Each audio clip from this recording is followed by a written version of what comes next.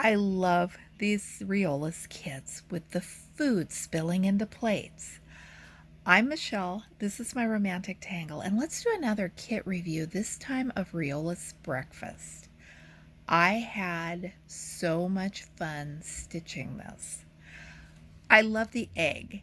Eggs have been hard to come by in the grocery store a bit lately, and I'm a little obsessed with them because my own chickens aren't laying, and I can go without eggs, but if you tell me I have to go without eggs, I'm going to get cranky. So I decided to stitch an egg. I think my favorite part of this is all of the shading and the details provided by the back stitching. It's simple, but it's really effective.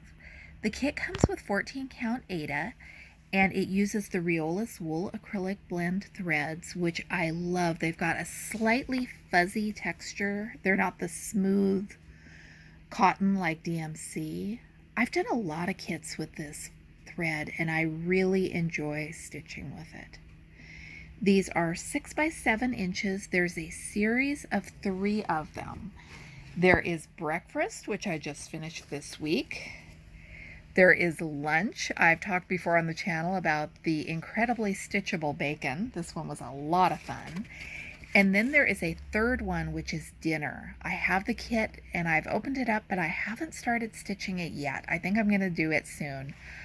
The corn looks like it's going to be an interesting little challenge. And every single one has tomatoes. These tomatoes are just kind of fiddly, but they look great when they're done.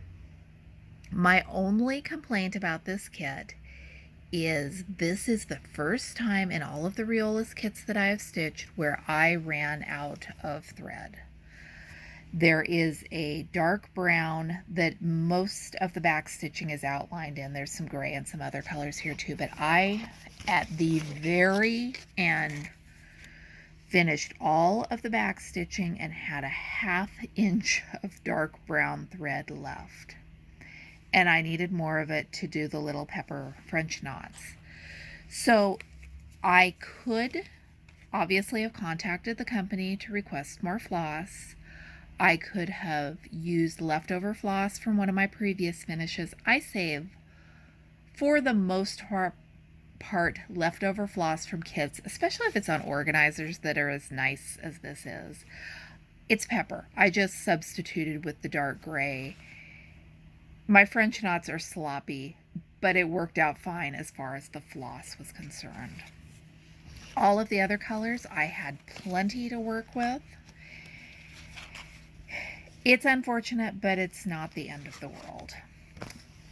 I would definitely recommend this one. I was as careful as I could be with that floss, but it must be hard to determine how much it's going to take to do this kind of sketchy back stitching, and maybe I was running my thread in different directions than their sample stitchers did. Let me know if you've stitched one of these. I've got some ideas for how I want to display them in my kitchen when I get all 3 done. Thanks for watching. I'm Michelle. This is my romantic tangle. I'll be back with you with more videos soon.